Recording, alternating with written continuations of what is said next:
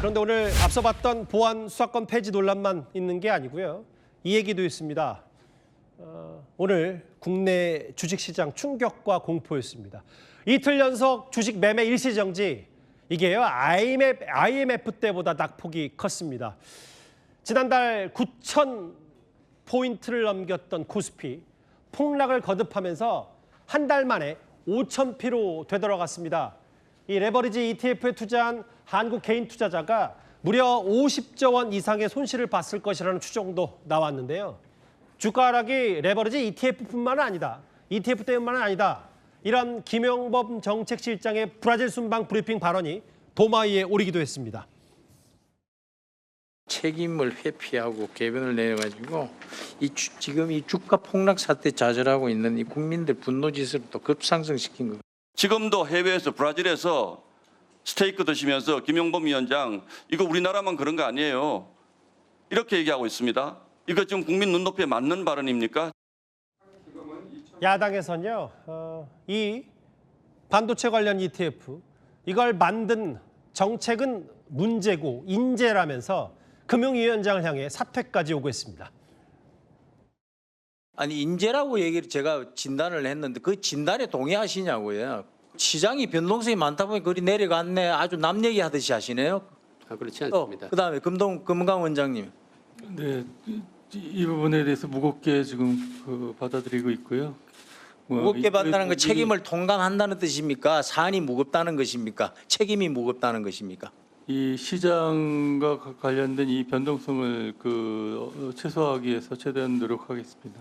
대통령이 집 팔아서 주식 사라고 얘기한 것.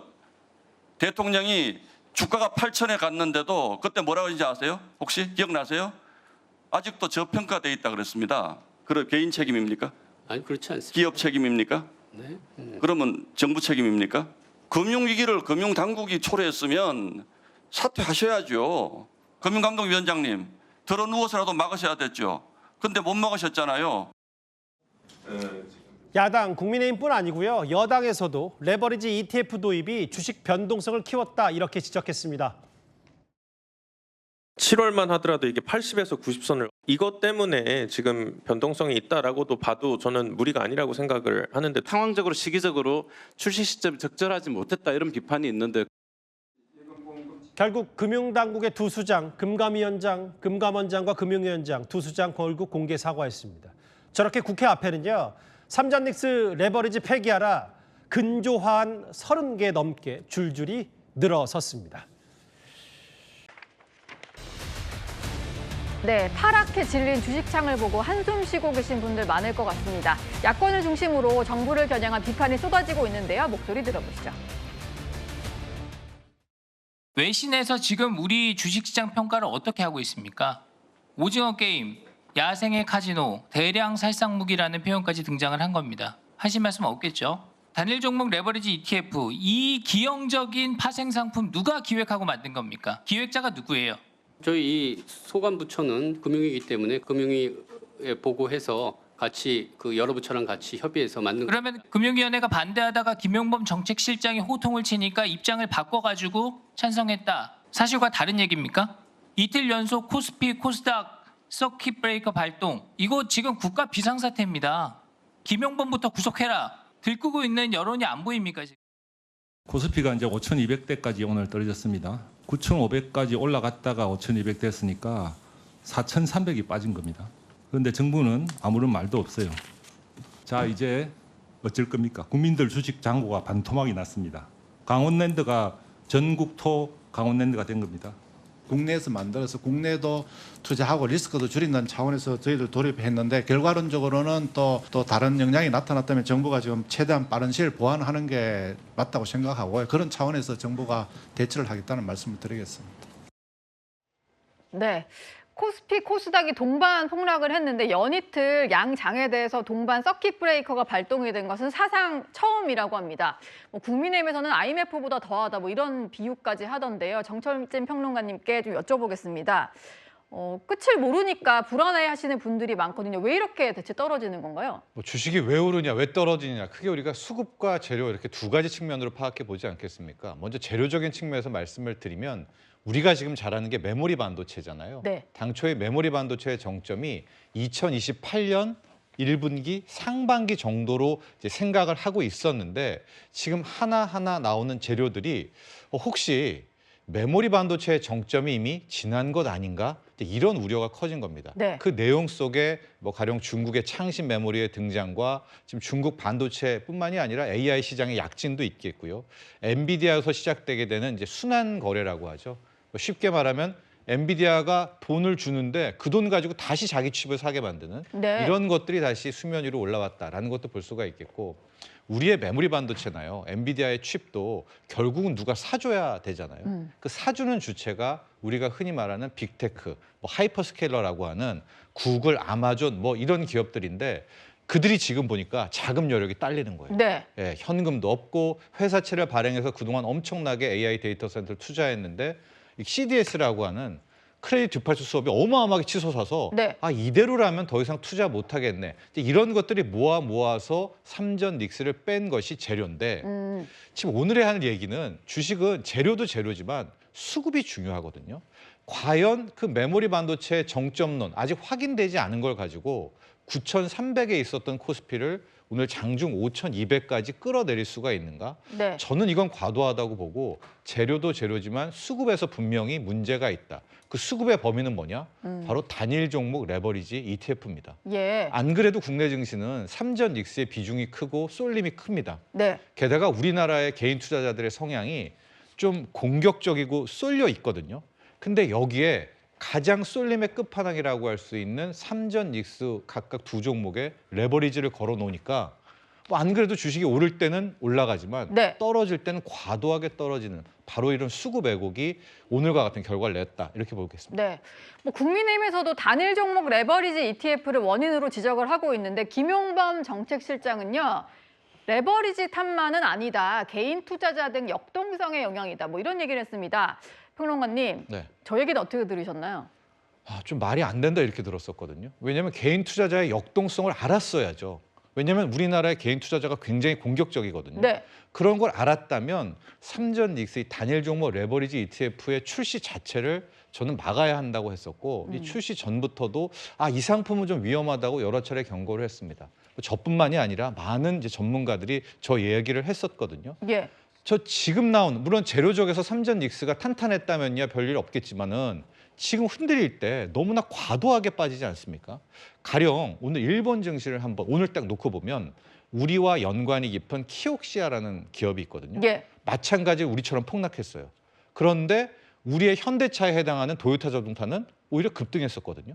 그리고 우리의 삼성전기에 해당하는 무라타 제작소라는 곳은 폭락했지만 반면에 이토츠 상사 같은 또 다른 기업들은 상승을 했습니다. 네. 제가 왜 이 말씀을 드리냐면 예. 우리는 지금 삼전 닉스 이 레버리지 때문에 전 국민이 여기에다 뛰어들어서 다른 종목은 가지도 않습니다. 호재가 나와도 안 가고 네. 무조건 다 빠지는 거예요. 다 삼전 닉스, 삼정 닉스.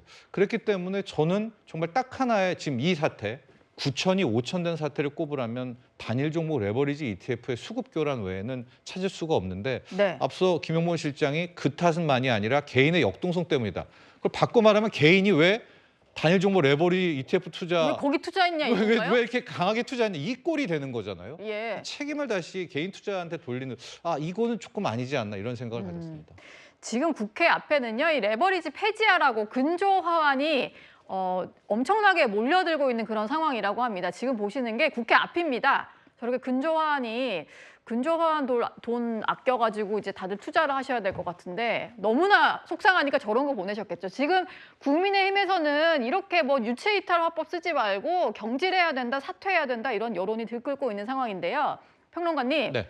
정부가 여기서 내놓아야 될 대책은 뭐가 있을까요? 지금 몇 가지가 나왔습니다. 일단 기본적인 이제 투자금, 예탁금이라고 하죠. 당초에는 1,000만 원이었던 것을 주식 현금 포함 1,000만 원입니다. 이걸 현금 3,000만 원으로 일단 올리는 이런 대목도 하나가 있고 당장 나오지는 않았지만은 이제 자격 제한도 좀 걸 것 같아요. 네. 뭐 가령 어느 정도 일정의 자격 취득을 한 사람만 레버리지를 할 수 있다. 뭐 마지막에는 배율 조정까지 나와서 2배가 아니라 뭐 1.5배 정도로 해서 변동성을 지운다든가. 이 투자 주수도 한 주 단주 거래는 안 되고 뭐 네. 20주씩 묶어서 하게 되는지 이런 대책들을 놔놓고는 있는데 그러나 이게 현재까지는 좀 미봉책이라고 보여지고 있거든요. 3천만 원을 일단 올리게 되는데 그럼 어디서든 또 끌어오겠죠. 그런데 지금까지 폭락 때문에 안 그래도 피해가 큰데 그럼 피해가 더 커지는 그런 격이 나올 수 있는 것 아니겠습니까? 네. 그래서 본질적인 문제에 대한 부분을 고민해 봐야 되지 않나라고 보고 있습니다. 예. 어쨌든 정부가 빠르게 대책을 좀 마련해 주시기 바라겠습니다. 이제 댓글을 확인해 보겠습니다. 아픈 거 이겨내고 결혼까지 경사네요. 행복하게 잘 사세요. 네, 배우 문근영 씨에 대한 댓글을 보내주셨습니다. 내일 청문회에서 의문 남지 않게 모두 밝혀주세요. 네, 축구협회 청문회에 많은 국민들이 관심을 갖고 계시네요. 법사위 위에 국민 있다. 네, 법사위원분들이 이 댓글을 꼭 읽어보셨으면 좋겠습니다. 한동훈이 필버에 빠지면 국민들이 납득을 하겠냐. 다 같이 하는 게 좋지 않을까요? 기자에게 낚인 거라도 문제 아닌가라고 하셨습니다. 네, 기자들이 뭐 어부도 아니고 낚시성 질문 그렇게 하지 않습니다. 예, 보통 검은 금요일 이렇게 검은 월요일, 어젠 검은 화요일이었습니다. 미국과 중국의 쌍펀치에 파랗게 질려버린 국내 증시 이야기를 해보겠습니다. 7월에만요. 지금 9,114 6월 22일 날 장중고점은 9,300인가 갔었으니까 그게 어제 잠시 5,000대까지 떨어졌다가 회복해서 6,000으로 간신히 마감을 했습니다. 야, 어떻게 9,000 가던 게 6,000으로 불과 한 달 반 만에 와르르르 꺾일 수가 있을까요? 삼성전자 어제만 13%, 하이닉스 어제만 14%, 300만 원을 넘었던 하이닉스 주가가 155만 원, 40만 원에 육박했던 삼성전자 주가가 22만 원. 이 두 종목이 폭락을 하면서 국내 증시를 파랗게 질리게 만들어 버렸습니다. 자, 이게 도대체 무슨 일일까요? 자, 정 변호사님. 네네. 주식 투자하십니까? 어제 팔았습니다. 신의 소리신데요? 아니 무슨 정보를 알고 파신 겁니까? 아니, 삼성전자하고 SK 하이닉스 샀다가 예. 한 30% 손해 봤어요. 이미 30%. 네네. 다른 거로 번 거는 있습니까? 기억이 안 납니다. 이게 큰일 날 일인데. 아니 물론 주가가 오를 수도 있고 떨어질 수도 있고 또 워낙 가파르게 올랐기 때문에 하락폭도 클 수는 있는데 이거는 해도 너무한 거 아닙니까?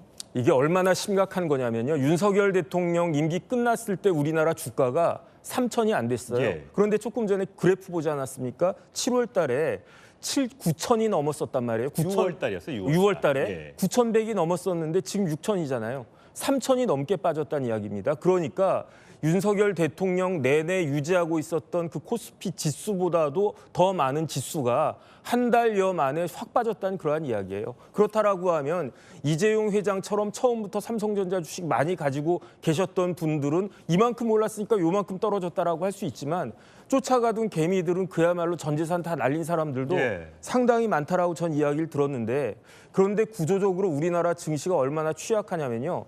삼성전자 지금 시총이 얼마 정도 되냐면은 1,300조가 넘어요. SK 하이닉스 시총이 얼마 정도 되냐면 1,100조가 넘습니다. 하지만 그 다음에 회사라고 할 수 있는 현대자동차 주가가 시가총액이 얼마인지 아십니까? 현대자동차 시가총액은요 77.7조밖에 안 된단 말이에요. 100조도 안 돼요. 삼성전자 하이닉스는 1,000조가 넘어가는데 우리나라 대표적인 기업인 현대자동차는 77조밖에 안 된단 말이죠. 이게 굉장히 누가 봐도 기형적인 증시 시장인데 그런데 왜 이렇게 됐는가? 지난번 이재명 대통령 이제 취임하고 난 다음에 주가가 3천 찍고 4천 찍고 5천, 9천까지 찍었을 때 주가가 어떻게 올라갔냐면요. 펀드에 의해서 기계적으로 올라간 측면이 많았고 이걸 갖다가 증가시켰던 게 ETF 같은 게 2배씩 이렇게 해가지고 레버리지 효과 이렇게 냈던 거 아니겠습니까? 올라갈 때도 많이 올라가지만 이게 떨어질 때도 마찬가지로 떨어질 거라고 많은 증시 전문가들이 예언을 했고 그 예언이 지금 현실화되는 것이 아닌가 많은 사람들이 지금 걱정하고 우려하고 있는데 이 부분에 대해서 이와 같이 우리나라 증시를 도박장같이 만든 것에 대해서 우리나라 금융당국은 뭐라고 한마디 해야 되는 거 아니겠습니까? 그다음에 책임져야 될 사람들은 책임져야 되는 거 아니겠습니까? 만약에 이게 회복되면 모르겠는데 그렇지 않다라고 하면 이재명 대통령에게도 임기 말에 상당한 부담으로 올 수밖에 없지 않을까 저는 그런 우려가 됩니다. 예. 다행히 오늘 증시 조금 전에 시작을 했는데 오늘 증시는 한 2% 정도 상승해서 6,100대를 회복을 했다고 합니다. 삼성전자 주가도 5%, 하이닉스 주가도 2.5% 상승했는데 앞서 말씀드렸다시피 거의 한 달여 만에 반토막이 났기 때문에 이 정도 오르는 건 정말 조족지혈일 수 있겠습니다. 여러 가지 증시가 흔들리는 배경, 제가 한번 설명을 해드리겠습니다. 이렇게 진단하고 있는데 엔비디아발 AI 산업 순환금융 우려. 이게 뭐냐면 엔비디아 아시죠? 엔비디아 그래픽 카드 만드는 젠슨왕. 그 회사가 챗GPT 만드는 오픈 AI나 이런데 그 회사에 돈을 빌려주는 겁니다. 거기에 이제 돈이 떨어진 거예요. 현금이 없으니까 돈을 빌려주고 그 빌려준 돈으로 다시 엔비디아의 칩을 사는 거죠. 그래픽 카드를. 그러니까 돈이 없으니까 돈을 꿔서 사는 겁니다. 야, 이러면 챗GPT나 이런 회사 어려워지는 것 아니야? 라는 걱정을 하게 되는 거고요. 중국의 창신 메모리가 상장을 했는데 워낙 저가의 메모리를 만들어서 또 효율성을 높게 만들다 보니까 미국 마이크론이나 한국 하이닉스, 삼성전자 경쟁력 잃는 거 아니야? 라고 하면서 걱정하는 목소리. 그리고 또 가장 요즘에 크게 문제가 되고 있는 삼성전자 하이닉스 단일 종목 레버리지 ETF. 이게 하루의 변동성이 워낙 크다 보니 꼬리가 몸통을 흔들어 버려서 결국 우리 증시가 또 우리 큰 종목의 주가가 폭락하고 있는 것 아니냐라는 해석을 낳고 있는 겁니다. 최근에 국내 증시 급등과 조정 흐름에 대해서 이재명 대통령이 이렇게 언급한 적이 있습니다. 들어보시죠. 8천이 깨졌으니까 대폭락이 왔다고 누가 얘기할 수도 있는데 2,700에 비하면 엄청 올라온 거죠. 맨날 올 수만은 없고 맨날 내릴 수만도 없습니다. 적정한 가격 균형점을 찾아가는 과정이죠. 끊임없이. 제가 주가지수 5천 얘기한 건 한 2, 3년 지난 다음 정도를 제가 기대를 하고 자신이 있었는데 이게 지금 6개월 만에 이렇게 돼버렸어요. 새로운 상황을 만든 게 아니고 비정상의 정상화 과정이었기 때문에 이 정상화 되는구나 라고 확신이 든 순간에 이걸 2, 3년 기다릴 이유가 없는 거죠. 여선홍 부대변인, 증시 주가 투자해서 1억 만드는 법 아세요? 아니 모릅니다. 2억을 투자하면 된답니다. 네. 요즘에 반토막이 나다 보니까 그런 자조 섞인 이야기가 많이 나오고 있습니다. 사실 대통령이 증시에 주가에 투자를 해라. 부동산 이제 한물 갔다. 우리 이재명 정부는 주식시장을 활성화시키겠다 해서 사람들이 엄청나게 막 돈을 빌리고 막 젊은 사람들 연끌해서 주식시장으로 다 갔는데 물론 돈을 번 사람도 있겠죠. 하지만 주가지수 9천, 8천에 투자했던 사람들 지금 30%, 40%, 50%다 떨어졌어요. 이거 그렇다면 하라고 할 때는 언제고 떨어지면 대책을 내놔야 되는데 대책은 별로 안 보인다. 이거 정치권이 책임져야 하는 것 아니냐라고 국민의힘도 공세를 펴고 일부 국민들도 그렇게 얘기를 합니다. 어떻게 봐야 됩니까? 그런데요. 어쨌든 지금 급락의 원인을 여러 가지 이제 이유에서 찾을 수 있겠지만 어쨌든 많이 올라서 약간 조정 중이다. 이러한 분석도 일견 좀 타당하긴 합니다. 근데 문제는 어쨌든 급락이거든요.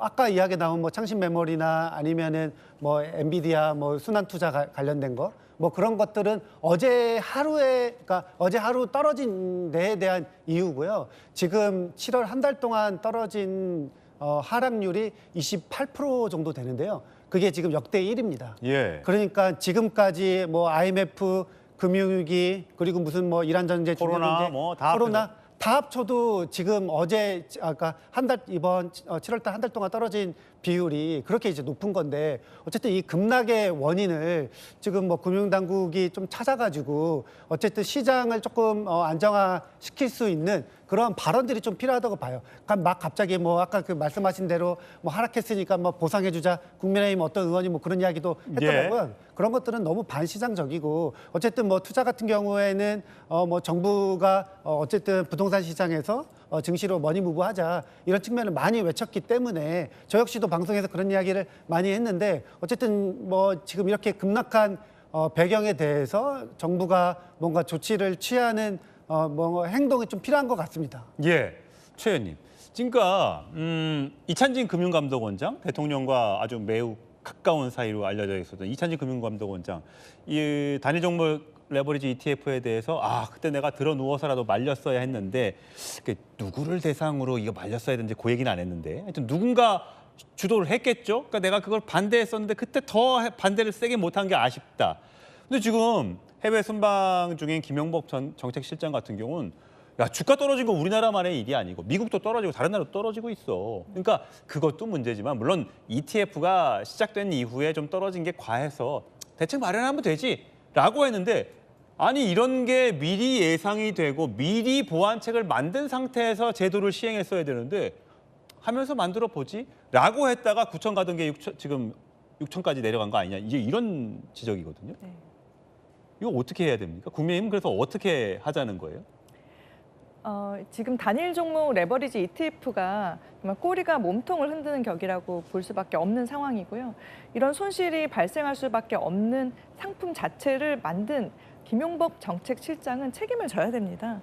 그렇지만 지금 책임을 지지 않고 있죠. 그리고 이 졸속으로 추진된 과정조차 투명하게 공개되지 않고 있습니다. 그래서 국민의힘은 이런 모든 과정을 국정조사를 통해서 국정조사. 투명하게 밝혀야 된다고 생각을 하고요. 대통령과 김용복 정책실장의 진심 어린 사과도 필요하다라고 생각을 합니다. 이재명 정부는 지금 주가 상승을 이재명 정부의 큰 공으로 돌리고 있지만 그 공이 아니라 이제 뭐 레버리지 ETF 등등 이런 위험 상품에 대해서는 투자자의 책임으로 돌리는 듯한 모습을 보이고 있습니다. 그렇기 때문에 이런 것들도 저희가 계속 의혹이 있는 부분 좀 계속 짚어봐야 될 것 같습니다. 예, 김 의원님, 저 6.3 지방선거에서 민주당이 나름 크게 의석수를 그다음에 자치단체장을 많이 확보한 것도 당시 6월 3일이니까 그 당시엔 주가가 좋았을 때입니다. 결국은 경제가 잘 돌아가고 주가가 높았기 때문에 민주당이 선전을 했던 걸로 보는데 지금 이렇게 주가가 떨어지고 나면 이런 어떤 어려움을 만들게 했던 금융당국 또 정책실장에 대한 인사, 문책 이런 게 왜 없지? 라고 궁금해하시는 분도 계신 것 같아요.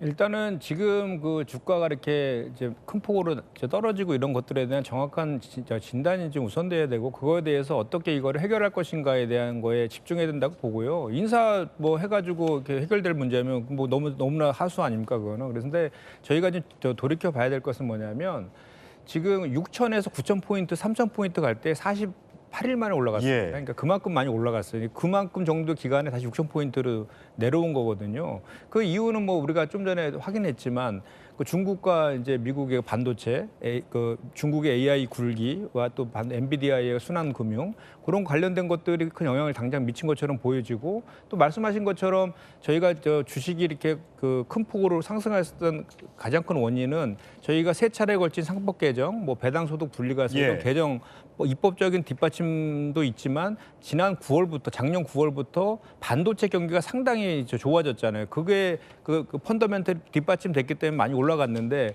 그렇기 때문에 이제 삼전 닉스 두 종목이 시총에서 차지하는 비율이 거의 절반에 육박하고 있는 이런 상황이 있는 거예요. 그리고 AI는 앞으로도 계속해서 성장 가능성이 있는 거고 그와 관련돼서 우리의 청사진들도 계속 지금 발표되고 있는 그런 상황 아닙니까? 그런데 그런 반도체 시장과 관련된 국제 경쟁이 심화되고 있고 중국과 이제 미국 같은 경우에서의 반도체와 관련된 이제 그런 뭐랄까 이렇게 내용들이 시장에 알려지면 그와 관련된 영향들이 또 크게 받고 있는 그런 상황인 것이죠. 그래서 이거에 대책을 잘 세워야 되는데 최근에 이제 변동성이 커진 가장 큰 원인 중에 하나가 삼전 닉스를 기초자산으로 한 그 레버리지 ETF 이거죠. 이 문제를 이제 해결하기 위해서 정부가 지난 7월 16일 날 대안도 발표를 했어요. 근데 그럼에도 불구하고 뭐 그것이 약간 좀 미비하니 더 보완해서도 발표하라라고 대통령께서도 또 대국민 그 간담회 때도 말씀도 하셨고 지금 또 그런 과정에 있습니다. 그리고 저도 정무위에서 오늘도 이제 정무위 현안 질의가 있는데 그때 이제 이와 관련된 이제 저희가 질의도 할 거고 논의도 할 것이고 당정협의도 계속 하고 있습니다. 그래서 요 지금 현재 문제는 이 변동성이 커진 이 문제들을 어떻게 잘 풀어낼 것인가에 그 문제에 초점이 좀 맞춰져야 되고 그 정부에서도 사실 이 레버리지 ETF를 그 발행한 거에 대해서 무조건 책임져라라고 할 것은 아닌 게 그 발행할 수밖에 없었던 또 사유도 있었어요. 왜냐하면 저희가 늘상 야당에서 얘기했던 게 환율 문제 잡아라라고 계속 지적했잖아요. 근데 환율 안정화를 위해서는 레버리지 ETF 상품이 해외 증시에는 다 있기 때문에 우리나라만 없기 때문에 국장에서 미장으로 그렇게 그 우리의 자금들이 빠져나가고 있는 외환이 빠져나가고 있는 그 문제를 해결하기 위해서 한 측면이 있거든요. 예. 그런데 그 하는 과정에서 삼전 닉스가 시총의 거의 절반을 육박하게 하고 있는 그런 문제를 약간 간과한 측면이 있죠. 그렇기 때문에 그거에 대한 예. 보완 대책들을 만들고 있는 과정이고 그런 것들을 빨리 마련한다고 하면 저는 아까 그 뭐 창신 반도체 중국에 예. 그리고 뭐 그런 문제들에 있어서는 지금 막 상장을 한 곳이라서 호재이지만 또 우리 삼전 닉스가 국제 경쟁력이 상당히 좋거든요. 그래서 반도체의 그런 성능이나 기술적인 면에서의 우위가 다시 확인되면 다시 또 반등될 것이다라고 저는 생각을 하거든요. 예, 그런 쪽에 알겠습니다. 지혜를 모았으면 좋겠습니다. 이따가 저기 현안 질의할 때 금감 원장도 나옵니까? 네, 나옵니다. 물어봐 주십시오. 아, 제가 들어 누워서라도 막아야 된다고 했는데 그럼 그게 대상이 누구냐? 누가 했길래 네. 그걸 내가 못 막아서 아쉽다라고 한 거냐? 네. 좀 물어봐 주십시오. 아니 그러니까 그거는 뭐 알려진 거잖아요. 정부 당국에서 한 것이고. 정부 당국 누군지 정확하게 안 나와서. 아, 이게 다 협의해서 하는 것이죠. 한 명이 뭐 딱 그 뭐 윤석열도 아니고 뭐 딱 찍는다고 하는 건 아니잖아요. 그러니까 협의해서 한 것인데 그 이유에 대해서는 제가 좀 전에 말씀을 드렸잖아요. 알겠습니다. 근데 이제 그거에 대해서 미비한 점이 이제 발견이 됐기 때문에 보완해 나가는 조치들을 해야 예. 되고 중요한 것은 변동성이 높은 이 문제들은 반드시 해결해야 되기 때문에 그거에 대해서는 여야의 문제는 아니잖아요. 예. 시장의 그 문제들 변동성을 낙폭이 크고 높낮임 이런 것들에 대해서 안정화시키는 조치들은 같이 해나갈 문제다라고 생각합니다. 예. 짧게 한 마디 네. 드려도 되나요? 지금 아까 외국에서 도입한 것 때문에 말씀하셨는데 과연 그것이 이유가 되는가에 대한 것도 밝혀져야 되는 상황이고요. 사실 국정조사를 한다면 그것이 명확히 밝혀질 것이라고 보고 또 국민연금이 동원된 의혹에 대해서도 분명히 국정조사에서 밝힐 부분이라 생각됩니다. 예. 국민의 이제 노후 자금을 책임지고 있는 국민연금이 주식 시장을 끌어올리는데 또 주가를 방어하는 데 쓰인 것 아니냐라는 의혹을 국민의힘에서 의혹을 제기하고 있는데 이 부분에 대해서도 성실한 답변이 있었으면 좋겠습니다. 어쨌든 오늘 하이닉스가 실적 발표했던데 2분기 영업이익이 60조랍니다. 60조. 와, 60조를 석 달 만에 벌었는데 그게 예상에 못 미친다고 하니 도대체 얼마를 벌어야 하는 겁니까?